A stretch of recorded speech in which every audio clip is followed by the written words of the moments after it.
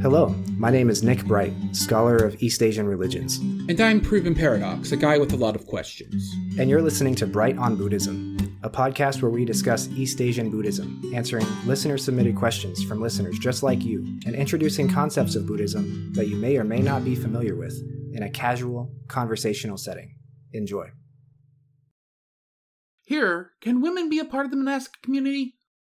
There are some naysayers, but I think that the path of liberation is freely walked by all sentient beings, and so people of every gender identity ought to be allowed to walk it. Women face no more and no less barriers to attaining enlightenment than men do. Why are there naysayers? We human beings are constrained by our prejudices and biases, and are unable to set them aside, even when dealing with that which is beyond delusion and ignorance. I suppose that is the cause of many discriminations. Selfishness and projections of internalized prejudice. Indeed.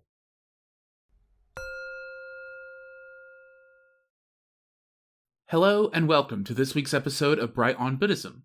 This week we will be discussing Ananda.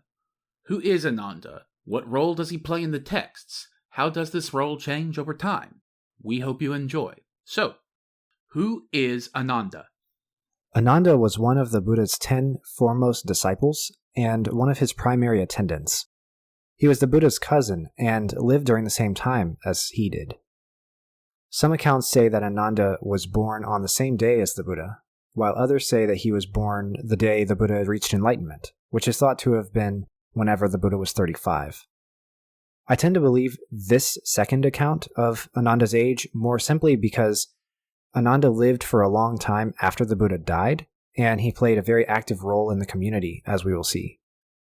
This account is also corroborated by more textual evidence, wherein he is considerably younger than the Buddha. Ananda was ordained very early on in the Buddha's preaching career, being one of his family members and one of his caste, the Kshatriya caste, and so was one of the earliest members of the Sangha. Ananda's father was initially very resistant to having his son ordained with the Buddha for political and financial reasons. If his oldest son were to renounce, then the son couldn't inherit, and the family fortune becomes liquidated. So when the Buddha was visiting Ananda's hometown, Ananda's father, the Buddha's uncle, having already seen what happened with the Buddha himself, and knowing that these two were cousins, he took his son Ananda to a different town, but the Buddha actually ended up meeting Ananda anyways, and during their encounter, Ananda eventually decided to renounce and follow the Buddha. For about 20 years after his ordination by the Buddha, he studied and worked and rose through the ranks, and the Buddha went through several attendants, but when the Buddha turned about 55 years old, he told the community how he needed a more permanent attendant. He was getting older, and his previous attendants were kind of doing a bad job, and so many of the Buddha's foremost disciples tried to step up and become the primary attendant.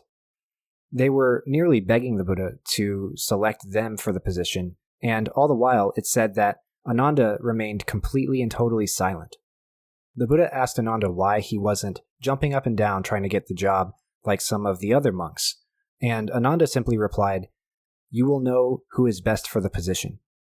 Because of this response, the Buddha selected Ananda as his permanent and most primary attendant for the latter part of his life. Ananda had a few conditions to accepting the position.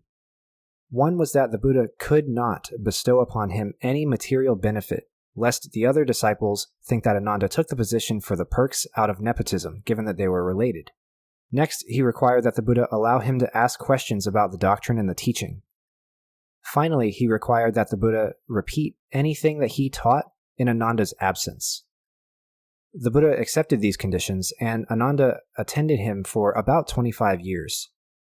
This meant taking care of the Buddha's practical needs, like delivering clean water, guarding the Buddha, walking with him, carrying stuff for him, running messages for him, teaching in his absence, etc. Because of Ananda's conditions, we see him acting as the Buddha's interlocutor in many of the texts, but we will come back to that in the next question. Ananda was a very dutiful and observant disciple of the Buddha, and even risked his life to protect the Buddha on a few occasions.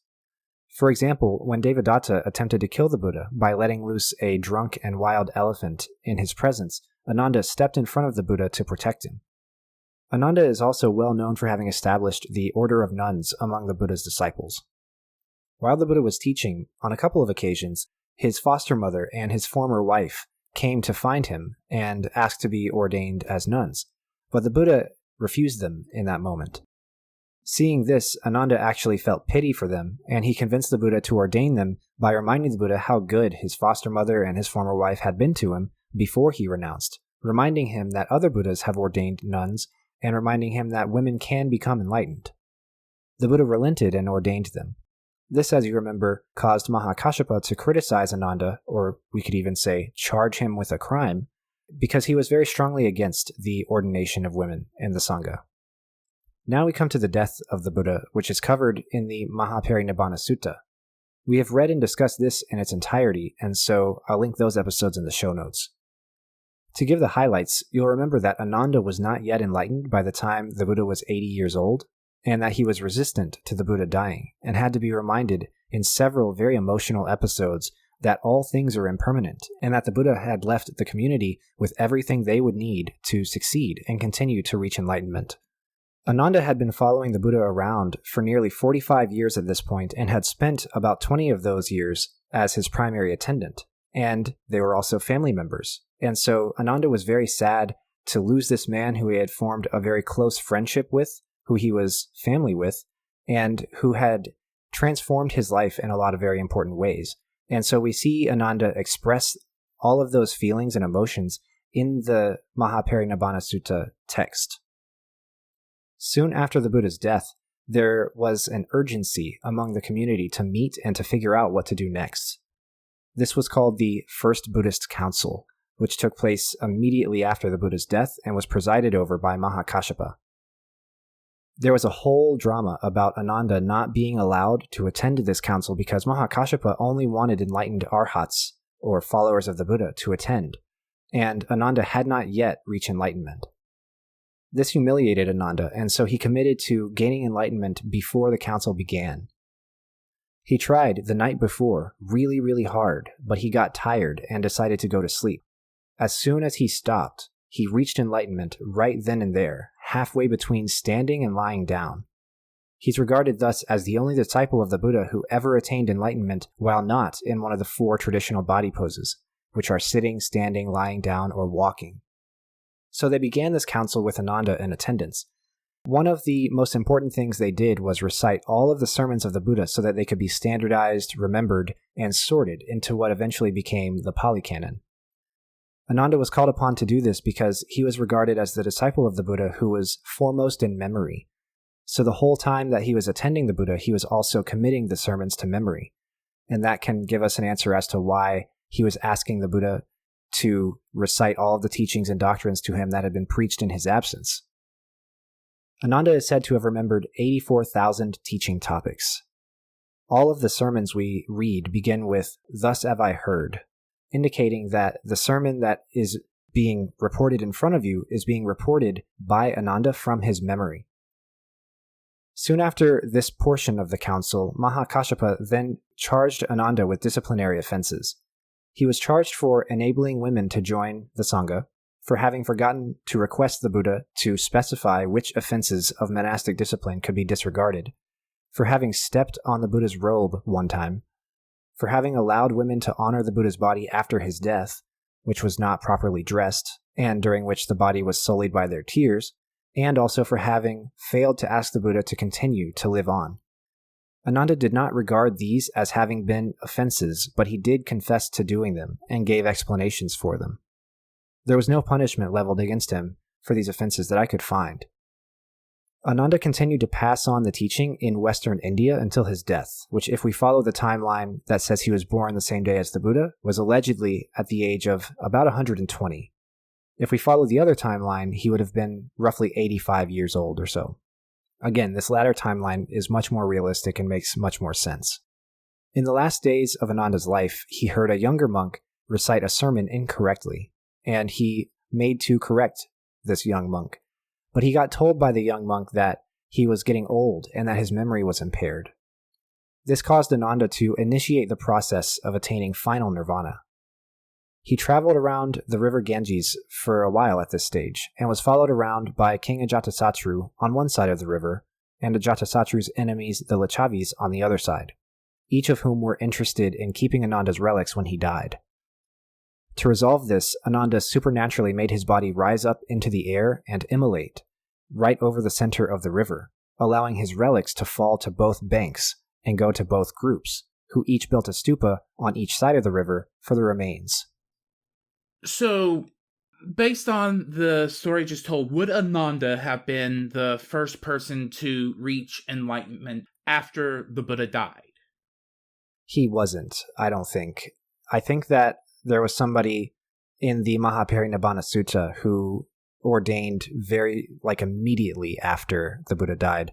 Historically as well, this first Buddhist council is said in the Pāli Canon to have taken place right after the death of the Buddha, but a lot of scholarly sources are starting to say that, in fact, it took place at least a week after, but possibly as much as 3 months after, because there were very elaborate rituals, and you remember from the story that it was a very complicated process of splitting up the relics, and so there's a lot of evidence to suggest that there was an intervening, probably month, I would guess, between the moment of his death and the moment of Ananda's enlightenment.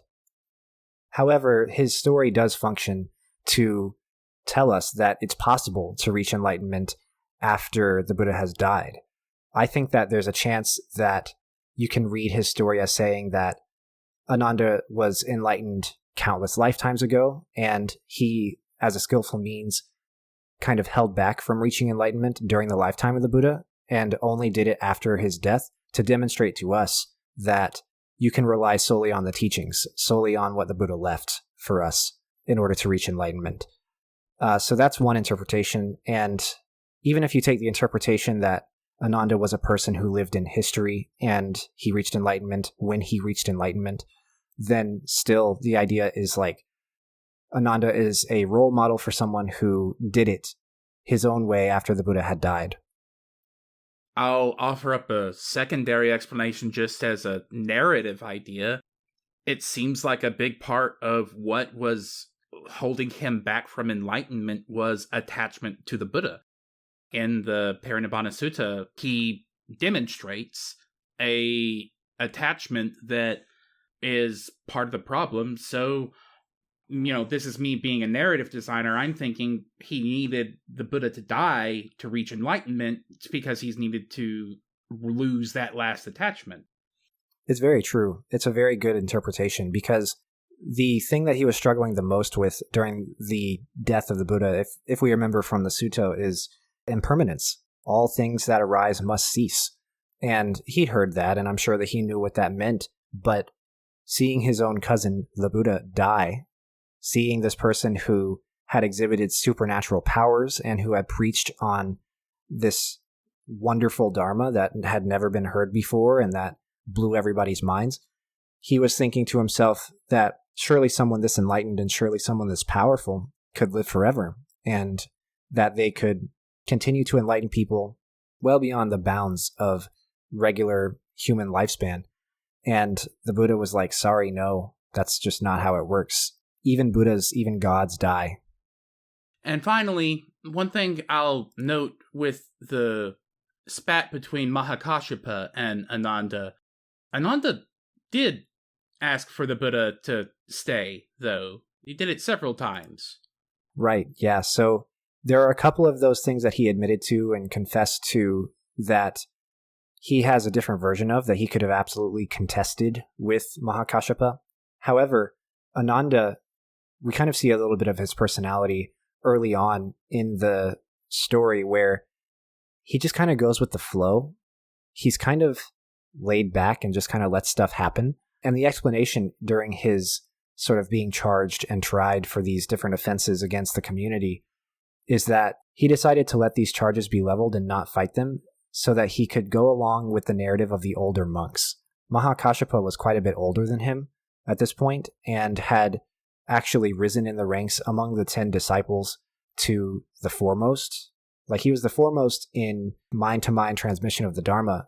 Every single of the 10 had their own little superlatives, but Mahakāssyapa was kind of incontrovertibly at the time the top disciple and was poised to be the successor, so to speak, as the leader of the community. And Ananda decided to allow the elders, the more enlightened ones, the ones who had been more favored by the Buddha, to kind of let that narrative fly.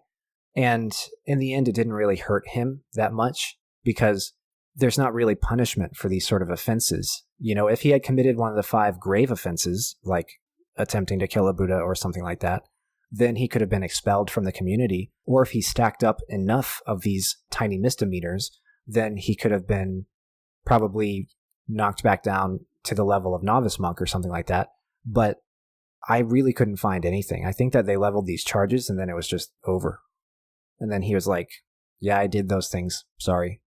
And the point of the Buddhist council was just to establish a precedent and to be kind of like a show of hierarchical authority in the monastic structure after the Buddha had died. It feels really depressing that that's one of the first things that happens after the Buddha died. Just, it seems like non-duality really should rip up hierarchy in a lot of spots, but I don't know. I wasn't there, so... And it really should in a lot of cases, but the truth was, unfortunately, in that moment for Ananda, the truth was that Mahakāssyapa was much more learned and wise and much more enlightened, and Ananda, by some accounts, had reached enlightenment by the night before, but it was like the night before. But by other accounts, he actually had not reached enlightenment yet. And one of the tough things, of course, about this is like, how do you know? How does anybody know? How does anybody know that Ananda has reached enlightenment? Ananda could have said that he reached enlightenment, and somebody else could have just as easily said, no, you haven't, right? There's no way to really demonstrate that very well. But at the same time, if there was a way to demonstrate it well, I certainly think it would be something along the lines of reciting all 84,000 lectures that the Buddha gave from memory, right? But, like we say, we weren't there. Yeah. Oh well, let's get back to the script. So, what role does Ananda play in the texts? As you can see, he's one of the most important characters in the entire canon. He is almost constantly present when the Buddha is teaching, and he's possibly single-handedly responsible for the existence of the canon in the form that we have it now. He was also critically important in the ritual and monastic tradition, in that we have him to thank for the ordination of women into the Sangha. The fact that he was unenlightened for the Buddha's entire career also serves a narrative function in the texts themselves. Just as Shariputra represents the early teachings in the Mahayana texts, so too does Ananda represent the unenlightened in the texts.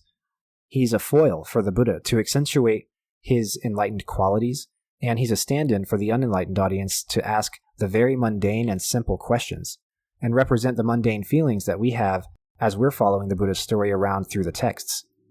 For example, if you're a Buddhist and you're reading the Mahaparinibbana Sutta, you're also feeling what Ananda is feeling whenever the Buddha predicts his own death. You're feeling sad and you're wondering why the Buddha can't use his powers to lengthen his life. That's just what Ananda is feeling and saying in the texts, and it causes the Buddha not only to address him, but to address us, the readers, as well, and say, I've been saying since day one that all things are impermanent, and to desire for anything else is to plant the seeds of suffering within yourself. If we go back to his selection as the attendant of the Buddha, I think he is also a literary ideal for the role. You'll remember from our discussion of Mahakāssyapa that he really wanted the job, and he felt himself the most qualified and senior of the Buddha's disciples. We can almost see him envisioning himself as the Buddha's successor before the Buddha has even passed away. We should not forget that he is very senior and very qualified. The Buddha's funeral was delayed until Mahakāssyapa could get there. And that wasn't Mahakāssyapa's doing, that was the rest of the community, out of respect for Mahakāssyapa, to allow him to pay his respects. He's clearly very important. However, he has way more aspirations to power and status than Ananda had. Ananda was super casual about his selection as primary attendant, not electing to try to persuade the Buddha or to sell himself. He was like, meh, the Buddha will make the right choice. That's who the Buddha would have wanted in the position, because he would not have used the position to influence the Buddha or influence affairs in the community according to his own machinations. He also would not have used it for personal gain of any kind, as evidenced by his conditions of not receiving any material gains from the Buddha for having been elected as primary attendant. It reminds us that the desire to be closer to the Buddha is still a desire, which is not becoming of enlightened individuals. Ananda was clearly transformative in the community as a disciple and an attendant of the Buddha, as a member of the Sangha and as a transmitter of the teaching. How does Ananda's role change over time? Not being enlightened for the entire lifespan of the Buddha's career, his role was very under the radar. He attended the Buddha in a very servile capacity and never really made a lot of waves outside of encouraging the Buddha to ordain nuns. Other than that, he mainly has the flat role of being a listener, an attendant, and an interlocutor to the Buddha. Later in his life, after the Buddha has died, he proves to be the most important guy around. Nobody else was capable of remembering all 84,000 sermons for posterity. That's why Mahakāssapa had him come to the first Buddhist council, even if he had charged Ananda before the elder monks, or, by other accounts, even if he had not quite yet been enlightened by that point.